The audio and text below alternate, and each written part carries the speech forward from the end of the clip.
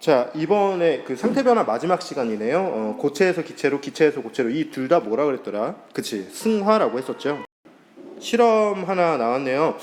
가지 달린 삼각 플라스크에다가 실리콘관을 삽입하고 그 다음에 플라스크에다가 드라이아이스를 넣은 후에 고무화개로 막아버리니까 여기서 이 어떤 기체나 뭐 이런 것들은 여기를 통해서만 왔다 갔다 하겠네. 그리고 이 비커 안에다가는 액체 사제랑 물을 이렇게 섞어놨어. 그러면 여기 비커 안에서는 어떤 변화가 일어나느냐? 그럼 이 실리콘 끝에서 당연히 비눗방울이 계속해서 송글송글 맺히겠지요. 아, 기체가 계속해서 나오는구나를 확인할 수 있는 거고, 그 기체가 무엇인지 확인해 보기 위해서 석회수가 있는 비거에다 넣어서 이 변화를 관찰해 보면 얘가 드라이 아이스가 도대체 이 관을 통해서 나오게 한 그 기체는 무엇일까를 알 수 있다는 거죠. 여러분들이 초등학교 때 배웠던 것처럼 석회수는 수산화칼슘이라고 하는데 이산화탄소를 넣게 되면 뿌옇게 흐려지게 되는 탄산칼슘으로 변하게 되거든요. 정리하게 보면 그러면 비눗방울 안에는 도대체 봉글봉글 이렇게 생기는데 얘 안에는 뭐가 있을까? 여기서 고체 드라이 아이스가 승화됐다는 거예요. 그러니까 액체 여기 생기지 않거든요. 바로 기체로 가서 여기서 보글보글 생겼으니까 승화가 된 이산화탄소가 모여 있을 것이다 라고 하는 걸 알 수가 있지. 다음 두 번째, 요 실험 있잖아. 그 우리 석회수에다가 이런 식으로 통과를 시켜줬을 때 이 기체에 의해서 얘가 뿌옇게 변하게 된다는 사실로 알 수 있는 사실 뭐냐? 아, 드라이 아이스가 승화되면 여기에서 모이는 기체, 바깥으로 나오는 기체는 이산화탄소구나를 알 수 있다는 거지. 그럼 정리하기 봐보면, 자, 드라이 아이스 상태 변화가 일어날 때 일단 고체에서 기체로 얘가 승화가 일어났는데 입자 배열을 한번 그려봐라 라고 한다면 고체일 때는 매우 빽빽하겠죠. 매우 규칙적으로 배웠다가 기체에서 매우 활발하게 불규칙하게 운동하는 걸로 그릴 수 있겠습니다. 자, 액체를 거치지 않고 바로 고체에서 기체로 가는 현상, 그걸 우리는 뭐라고 한다고? 승화라고 하고, 그러니까 예를 들어서 영하의 온도야. 분명히 얘가 녹지 않아서, 그러니까 즉 물로 되지 않았는데 얘가 크기가 점점 작아진다라고 하는 거, 바로 고체에서 기체로 승화되었기 때문에 나타나는 현상이거든.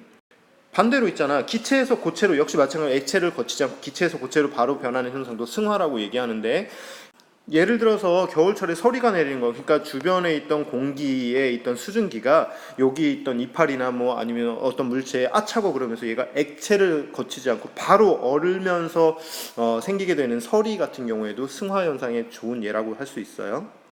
그래서 승화성 물질의 가장 대표적인 예를 세 가지 들어라 그러면 드라이 아이스, 나프탈렌, 그 다음에 아이오딘이에요. 그러니까 이렇게 알아두면 돼요. 나도 알아 뭐 이런 식으로 그죠? 나도 알아 이렇게 세 가지의 물질은 승화성 물질이다라고 생각하면 되겠습니다. 액체를 거치지 않고 고체에서 기체, 기체에서 고체로 가게 되는 거죠.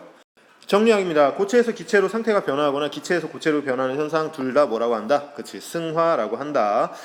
드라이 아이스가 점차 사라지거나 작아지거나 하는 것은 고체에서 기체로 생태 변화가 일어났다는 거죠. 액체를 거치지 않고.